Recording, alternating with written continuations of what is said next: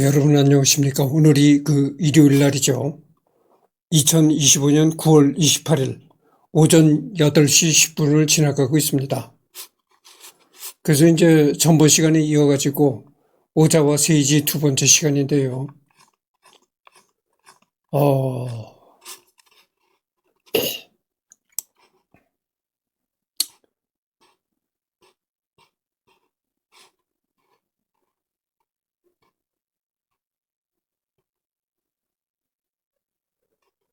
여기를 할 차례입니다. 베를린 필과 빈 필 대비. 1966년에는 스승 카라얀에 의해 세계적인 음악 축제인 잘츠부르크 페스티벌에서 빈 필하모닉 오케스트라를 처음으로 지휘하며 그 이름을 유럽에 알리게 되었다. 같은 해 하반기에 베를린 필하모닉 오케스트라에도 데뷔했다. 1969년에는 잘츠부르크 페스티벌에서 모차르트 고시판 투테를 지휘하며 오페라 지휘자로 데뷔했다. 이 모차르트의 고시판 투테는 이건 오페라입니다. 오페라. 그리고 이 잘츠부르크 축제, 잘츠부르크에서 클래식 음악 축제가 벌어지잖아요. 잘츠부르크라는 것은 말이죠. 모차르트가 태어난 곳인지 하여튼 그렇습니다. 그래서 잘츠부르크에 모차르트 생가도 있고 그래요. 뉴제펜 필하모닉 그리고 결혼. 1968년 뉴제펜 필하모닉 오케스트라의 음악 고문이 되었고 같은 해 러시아계 혼혈인 이리에 미키와 결혼했다. 두 사람 사이에서 작가 오자와 세이라, 배우 오자와 유키 요시가 태어났다. 그러니까 이 사람 부인이 러시아 혈통을 가진 혼혈인이라는 거죠. 러시아 혼혈이라는 겁니다. 샌프란시스코 심포니 음악감독, 1970년 샌프란시스코 심포니의 상임주의자로 취임하여 1976년까지 재임했다. 1972년 필립스와 계약을 맺고 음반을 녹음하기 시작했고 그와 샌프란시스코 심포니의 이름을 세계적으로 알리기 시작했다. 샌프란시스코 심포니는 이전까지 사실상 거의 음반 녹음이 없었기에 오자와의 음반 작업은 악단이 크게 도약하는 계기가 되었다. 그러니까 이 샌프란시스코는 거의 녹음을 하지 않았던 그런 악단이었었는데 이 세이지 오자와 세이지인지 하여튼 취임을 하고 해가지고 그때서부터 이제 음반 녹음을 했다는 거죠. 그러니까 악단의 샌프란시스코 심포니 악단의 위상을 한 단계 높였다. 이렇게 말할 수가 있습니다. 또 1973년 오자와와 샌프란시스코 심포니는 유럽 투어를 이끄는 등 샌프란시스코 시절은 오자와 본인에게나 악단에게나 그 명성을 세계적으로 넓히는 계기가 되었다. 그러니까 방금 전에도 내가 얘기를 했잖아요. 오자와가 샌프란시스코 악단에 취임을 해가지고 샌프란시스코 심포니를 위상을 많이 높였다. 하지만 1973년 오자와가 보스턴 심포니 오케스트라와의 음악 감독직을 겸임하게 된 이후 1974년 일본인 바순 단원을 채용하는 문제로 오케스트라와 갈등을 빚게 되었다. 바순. 여기 나오는 이 바순이라는 악기가 말이죠. 내가 오케스트라가 연주하는 동영상을 많이 올리잖아요. 음악 동영상을 올리잖아요. 거기 보면 이 바순이 나옵니다. 바순이 상당히 크기가 큽니다. 길이가. 입김으로 이제 목관 악기인데, 보스턴 심포니 오케스트라 역사상 최장기 음악 감독. 1973년 미국을 대표하는 명문 오케스트라 중 하나인 보스턴 심포니 오케스트라의 음악 감독에 취임하여 빈 국립 오페라 극장 음악 감독에 취임하는 2002년까지 29년간 재임하여 악단 최장수 지휘자가 되었다. 보스턴 심포니 음악 감독에 취임하면서 세계적인 음반사인 도이치 그라모폰과 계약을 맺게 되었다. 초기에 그는 도이치 그라모폰에서 프랑스 음악이나 러시아 음악 등을 주로 취입했으나 이는 음반사의 의도였을 뿐 오자와 자신은 카라얀에게 배운 독일적인 음색을 입히기 위해 주력했다고 한다. 이러한 이유로 오자와는 클라우스 텐슈테트, 쿠르트 마주어 등 독일 출신 지휘자들을 보스턴 심포니의 객원 지휘자로 초청하기 위해 각별히 애를 썼다고 밝혔다. 또 오자와는 뉴욕필 부주의자 시절 번스타인에게 말러를 배웠고 이후 말러는 오자와와의 주요 레퍼토리 중 하나가 되었는데 77년 보스턴 심포니와 녹음한 말러 교향곡 1번은 젊은 시절 그를 대표하는 명반으로 자리 잡았으며 한국에서도 그의 명성을 확립해준 음반이 되었다. 보스턴 심포니는 1994년 새 탱글우드 콘서트 홀을 건립하여 세이지 오자와 홀이라는 고 명명하였다. 그러니까 이 보스턴 심포니가 1994년에 이제 건물을 세워가지고 그 건물의 이름을 세이지 오자와 홀이라고 이름을 붙였다. 이런 얘기입니다. 그러니까 뭐 건물 하나를 지어가지고 큰 연주홀 하나를 지어가지고 그 건물 이름을 세이지 오자와 홀이라고 이름을 붙일 정도였으니까 참 엄청난 환대를 받은 거죠. 뭐 그만한 그런 세이지 오자와가 뭐 그만한 세계적으로 그만한 스펙을 쌓고 음악적인 스펙을 쌓고 그러니까 뭐 그런 대우를 받았다 그럴 수도 있겠지만 하여튼 좌우지간에 이거는 엄청난 대우입니다. 엄청난 대우를 받은 거죠. 베를린 필하모닉과의 관계. 그는 베를린 필하모닉 오케스트라의 주요 객원 지휘자 중 한 명이 되었다. 특히 카라얀은 본인이 그다지 흥미가 없었던 말러 교향곡 연주를 오자와에게 맡겼다고 한다.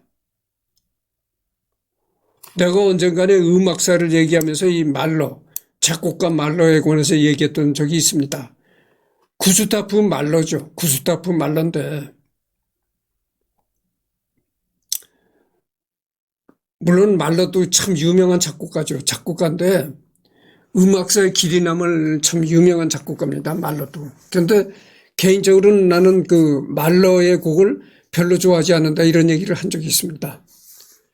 1980년대 이후 카라얀의 건강이 나빠지면서 로린 마젤, 리카르도 무티, 다니엘 바렌보임, 클라우스 텐슈테트와 함께 베를린 필의 차기 상임지휘자 후보군으로 꼽혔다. 여기서 이제 로린 마젤, 참 유명한 사람이 다 이제 등장합니다. 이 로린 마젤이 이제 그 뉴욕 필하모닉의 지휘자로 지냈어요. 근데 이 로린 마젤이 그 평양에서, 북한 평양에서 그 뉴욕 필하모닉의 아리랑을 이제 연주했다고 하죠. 그때 로린 마젤이 지휘했습니다. 그 평양에서 뉴욕 필하모닉이 아리랑을 연주할 때 그때 이제 로린 마젤이 지휘를 했던 거죠. 근데 그 로린 마젤이 이제 세상을 떠났습니다. 늙어가지고 세상을 떠났는데,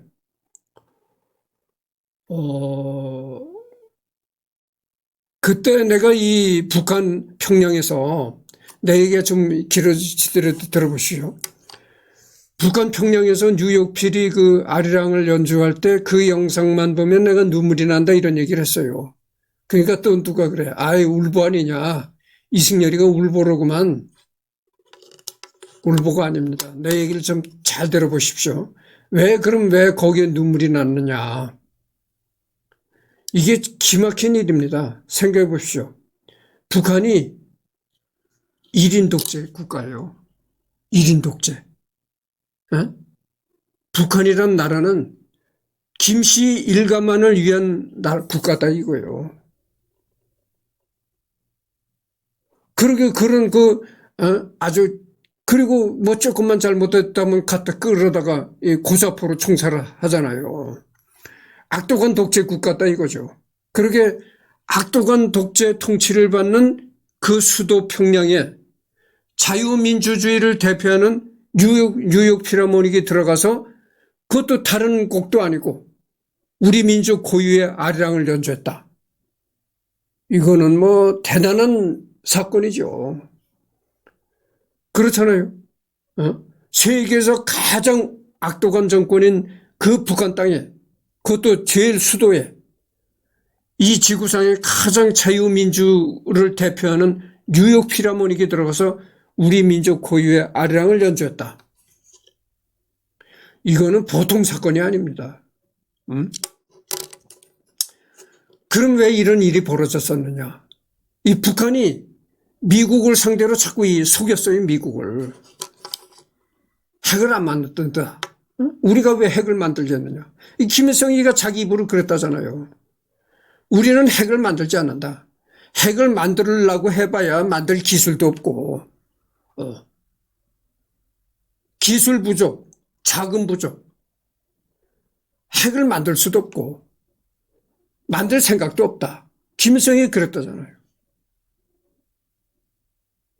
그리고 이 김정은이 아버지 김정일이도 계속 미국을 속였다 이거죠. 그래서 미국이 여러 번 속았어요, 북한한테. 그래가지고 이 미국이 속아가지고 그런 일이 벌어졌다니까.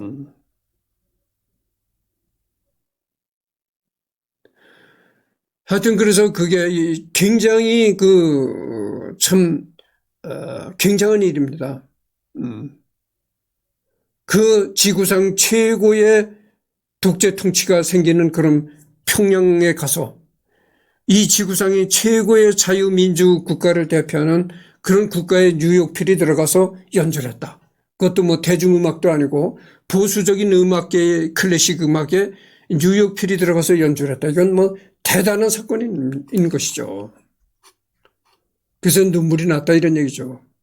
그때 내가 그래서 야, 이제는 뭐 한반도에 평화가 오는 것이 아닌가 이런 착각을 했었던 적이 있습니다. 그것도 다 이제 허사가 된 것이죠. 그 다음에 리카르도 무티, 다니엘 바렌보임. 다니엘 바렌보임이 이 사람이 또 유명한 사람이죠. 이 사람 원래 그 첫 번째 결혼했던 부인이 첼리스트였어요. 지금 뒤프레라는 여자였었는데 그 여자가 이 근육 위축증, 여러분들 아시잖아요. 근육 위축증이라는 병이 있어요. 근육이 서서히 퇴화되면서 이제 근육이 위축이 되니까 어떻게 되겠어요? 나중엔 근육이 약화가 되니까 걸어다니지도 못하고 일어나지도 못하는 그런 경황에 다다르는 거죠. 그래서 이 사람 부인이 첼리스트였었는데 그래서 근육 위축증으로 이제 세상을 떠나가지고 그 후에 이제 재혼한 걸로 내가 알고 있어요.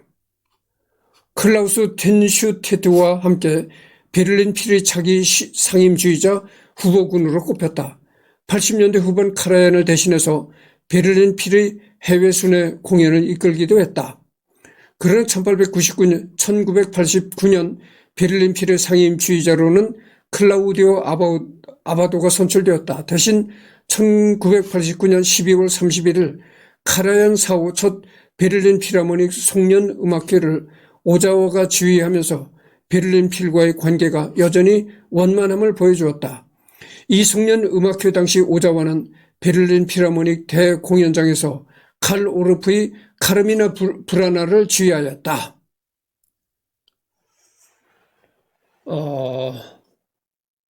그래서 여기에 보면은 신유카의 합창단, 소프라노 캐슬린 배틀이 이제 흑인 소프라노죠. 테너 프랑크 로파르도, 바리톤 토마스 알렌 등이 함께하였다. 이날 공연 호응이 매우 좋았으며 DVD로도 발매되었다. 이 칼 오르프의 카르미나 브라나라는 곡이 합창곡입니다. 이 합창곡. 성악 합창곡이에요. 성악가들도 나왔겠지만 뒤로 또 이제 합창이 받쳐주는 그런 곡입니다. 빈 필하모닉과의 관계. 1980년대 이후 빈 필하모닉 오케스트라의 주요 객원 지휘자가 되었으며 특히 1990년대 빈 필을 가장 자주 지휘하는 핵심 지휘자 중 한 명이 되었다. 또한 빈 필의 해외 순회 공연을 여러 차례 이끌기도 했다. 1993년 빈 필하모닉과 함께 내한하기도 하였다. 그러니까 1993년에 빈 필하모닉을 이끌고 오자와가 이제 한국에 왔다 이런 얘기죠. 2002년에는 스승 카라얀과 마찬가지로 처음이자 마지막으로 빈 필하모닉 오케스트라 신년 음악회를 지휘했다. 이 오자와가 빈 필하모닉 오케스트라 신년 음악회를 지휘하는 모습이 이제 DVD로도 발매가 되었다. 그런 얘기죠. 사이토 키넨 오케스트라 창립. 1984년 오자와의 스승 사이토 히데오 사망 10주기를 추모하기 위해 일본 국내 및 해외에서 활동하고 있는 사이토 히데오의 제자들과 함께 토호 학원 사이토 히데오 메모리얼 오케스트라를 결성해서 사이토 히데오 메모리얼 콘서트를 도쿄와 오사카에서 개최하였다. 1992년 사이토 키넨 재단이 설립되면서 오케스트라의 명칭도 사이토 키넨 오케스트라로 변경되었다. 이 악단은 2008년 영국 그라모폰 매거진에서 선정한 세계 악단 순위에서 19위를 기록하기도 했다. 동양인 최초 빈 국립 오페라 극장 음악감독. 2002년 1월 1일 빈 필하모닉 오케스트라 신년 음악회를 지휘했다. 2002년 클라우디오 아바도 이후 11년간 공석이었던 빈 국립 오페라단의 음악감독으로 취임했으며 이는 동양인 최초이다. 주빈 메타도 이 직책에는 취임한 적이 없다. 동양인 최초로 빈 국립 오페라 극장 음악감독으로 취임했다는 거죠. 동양인 최초로. 여러분들 우리나라에 그 정명훈 음악 지휘자가 있잖아요. 정명훈 지휘자가 어디 그 오페라 극장의 음악 감독으로 취임했다고 합니다. 그러니까 그 상당한 그 영광이죠. 그래서 그 세계 유수의 오페라 극장의 음악 감독으로 취임한다는 것은 엄청난 스펙이죠. 그러니까 우리나라의 정명훈 지휘자는 참 클래식계에서 상당한 그 세계적인 사람이죠. 세계적인 사람. 그리고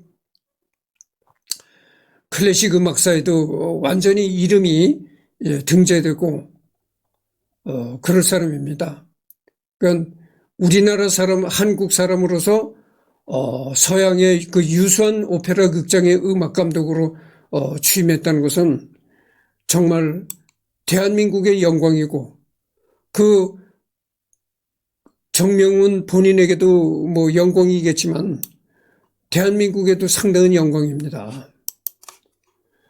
빈 국립 오페라단에서 총감독과 음악감독을 겸직했던 헤르베르트 폰 카라얀을 제외하면 순수하게 음악감독만 맡았던 지휘자 중에서는 빈 국립 오페라단 역사상 최장기 음악감독으로 재임했다.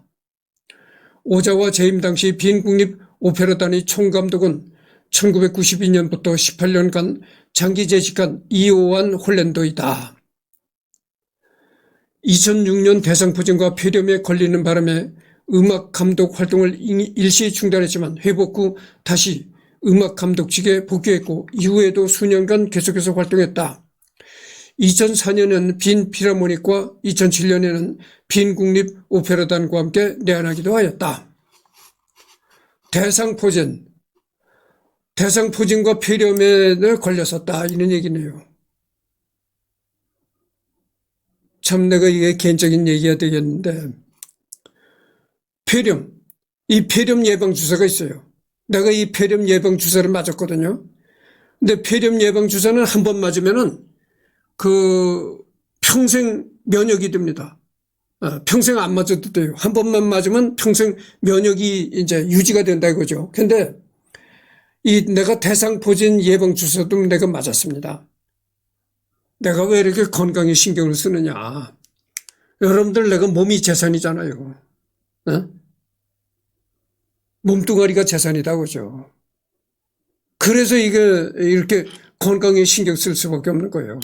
그래서 대상포진 예방주사를 맞았는데 대상포진 예방주사를 맞으면요 5년에 한 번씩 맞아야 돼요. 그러니까 면역이 5년간만 된다고죠. 그래서 5년 후에는 또 맞아야 된다 이런 얘기예요. 근데 이 폐렴은 한 번만 맞으면 평생 면역이 되는 겁니다. 그래서 내가 대상포진과 폐렴 예방주사를 맞았다 이런 얘기를 하고 2010년 1월 식도암 진단을 받은 후 음악감독직에서 물러났다. 같은 해 11월 빈 필하모닉 오케스트라의 명예 단원으로 추대되었다. 식도암 진단을 받고 음악감독직에서 물러났다 이런 얘기네요. 2010년 이후 2010년 8월 식도암 수술 후 7개월 만에 무대에 복귀했다. 복귀한 이후에는 사이도 키넨 오케스트라 외에 다른 악단의 음악감독이나 수석 지휘자직은 맡지 않았다.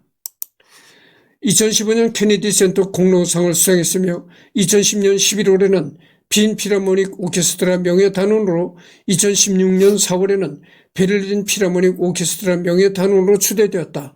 하버드 대학교를 포함한 5개 대학에서 명예 박사학위를 받았다.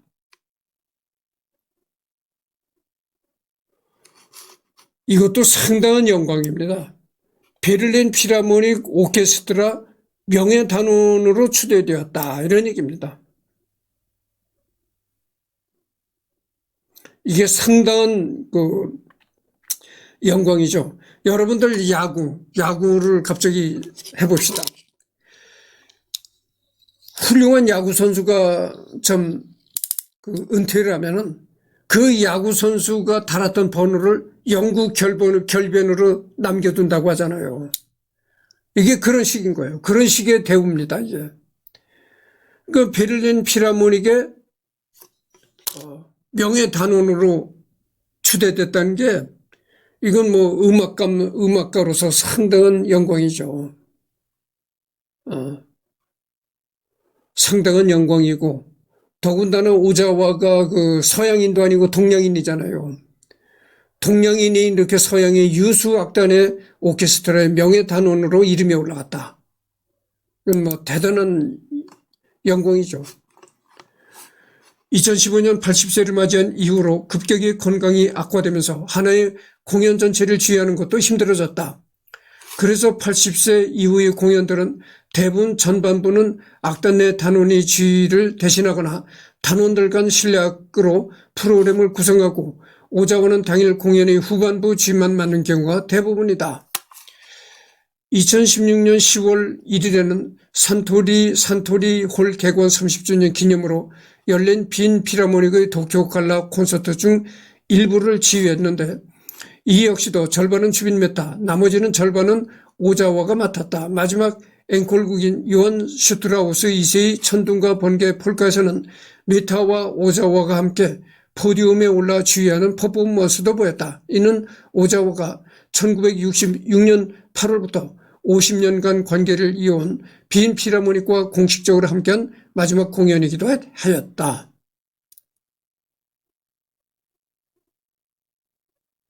이날 오자와는 슈베르트 교향곡 7번 미완성, 다케미치 노스텔자, 바이올린 안네 조피부터 지휘를 맡았고 나머지는 메타가 맡았다.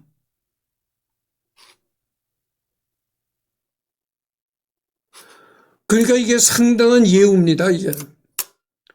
그러니까 이제 지휘를 하는데 전반부는 다른 사람이 지휘를 하고 후반부에 이제 예를 들어서 1, 2악장 같은 경우에는 다른 사람이 지휘를 하고 3, 4악장 같은 경우에만 이제 오자와가 나와서 지휘를 했다 이런 얘기죠. 왜냐하면 오자와가 너무 건강이 악화되고 고령이다 보니까 그렇게 된 겁니다. 그러니까 그렇게 건강이 악화되고 고령인데 그래서 이제 전반부는 다른 사람이 지휘를 하고 후반부는 특별 예우를 해서 오자와가 지휘를 하겠다 이런 얘기죠. 그 장시간 지휘라는 그런 거를 이제 피하도록 그렇게 한 거죠. 그러니까 상당한 예우입니다. 어쨌든 간에 이게. 예. 잠깐만요.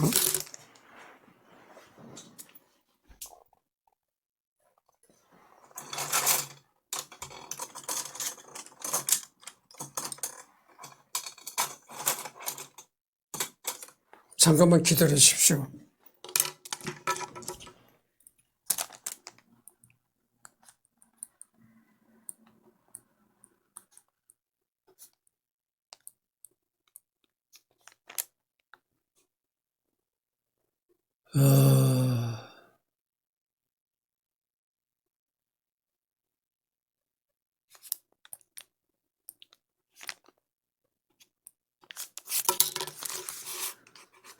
그러다가 2020년부터는 거동 자체가 불편해지면서 휠체어 없이는 이동이 거의 불가능한 정도가 되었고 공식적인 대외 활동량도 대폭 축소했다.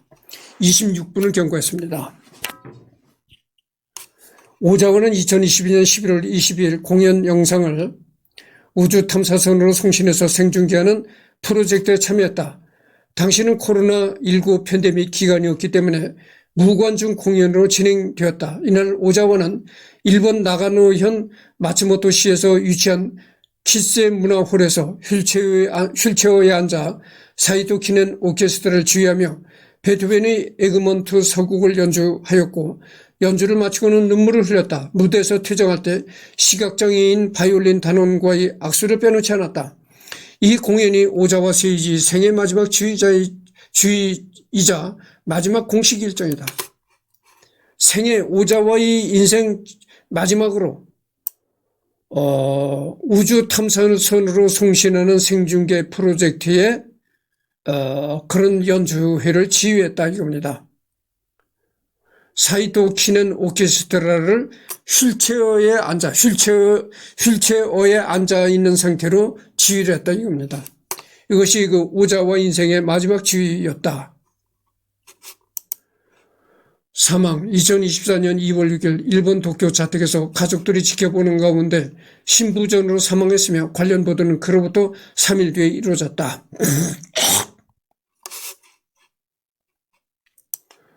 2024년이면 작년이잖아요. 작년 2월 6일 날 일본 동경 자택에서 가족들이 지켜보는 가운데 신부전으로 사망한 거죠.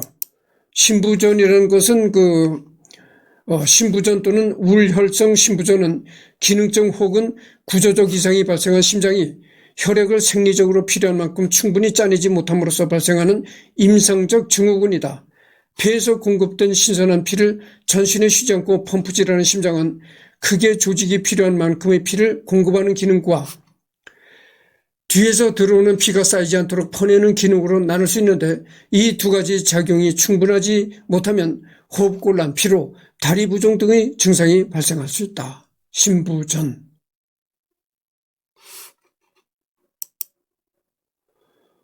그러니까 심장이 강력하고 힘있게 뛰어서 피를 펌프질해서 온몸에 피를 공급하고 이래야 되는데 그러지 못했다는 거죠. 신부전이.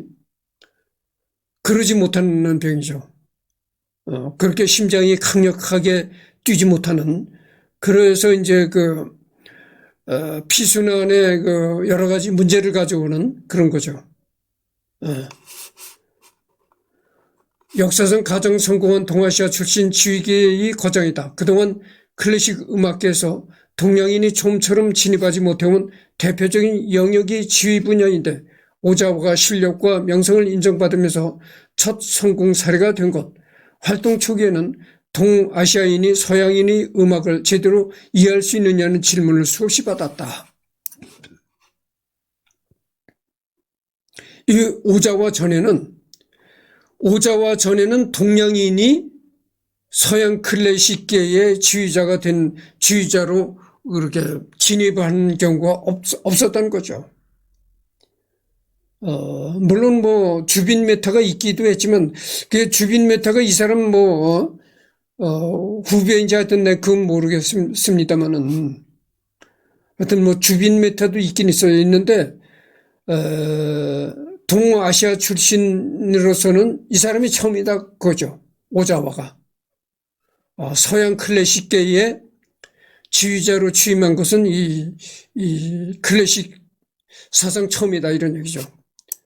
오자와는 동양인이라는 편견 속에 카라얀에게 그 음악성을 인정받았고 주어진 기회마다 자신의 실력을 입증해 보였다. 30세의 젊은 나이에 메이저 음반사인 RCA에 영입되었고 출시된 음반들에서 좋은 연주력을 보이며 젊은 나이에 샌프란시스코 심포니 오케스트라의 포스트에 올랐고 얼마 되지 않아 보스턴 심포니 포스트에 오르며 정상급 지휘자의 반열에 오르게 되었다. 베를린 빈 필을 유시한 세계 유수의 오케스트라에서 뛰어난 지휘 실력을 보이며 빈 국립오페라 음악감독 자리에 올랐다. 오자와는 음악 사조를 가리지 않고 많은 레퍼토리에서 언제나 수준 이상의 연주력을 유지한다는 평을 받는다. 오자와는 뛰어난 실력과 더불어 친화력으로 깐깐한 명문 오케스트라들과도 원만한 관계를 유지하며 수십 년간 관계를 이어갔다. 오자와가 악단을 지휘하는 모습을 보면 단순히 지휘봉을 휘두르는 것뿐만이 아니라 자신도 음악에 심취한 듯 흥에 겨워 들썩거리는 퍼포먼스가 특징이며 독일의 일부 언론에서는 지휘하는 파가닌이라는 별명을 붙이기도 했다.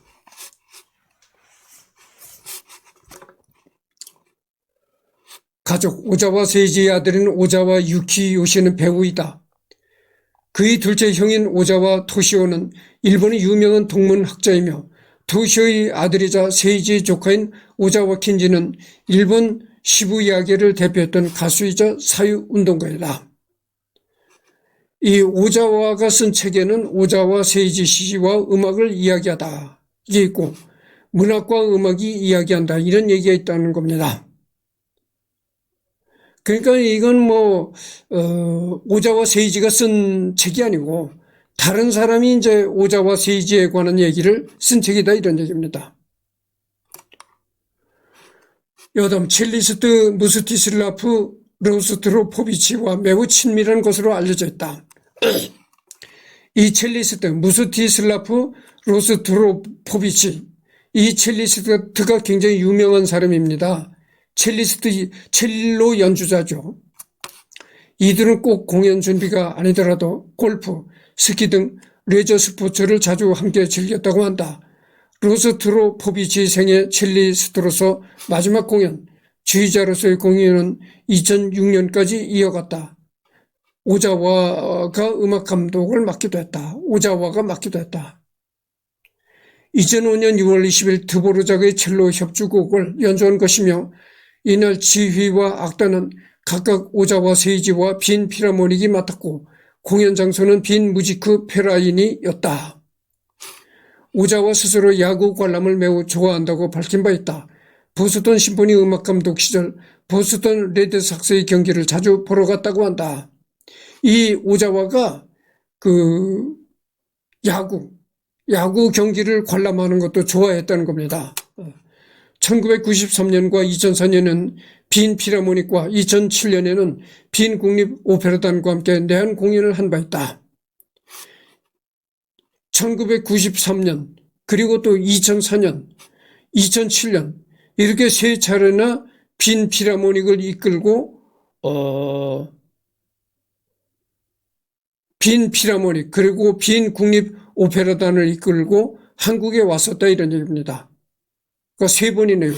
1993년, 2004년, 2007년 이렇게 세 번을 한국에 왔었다 이런 얘기입니다.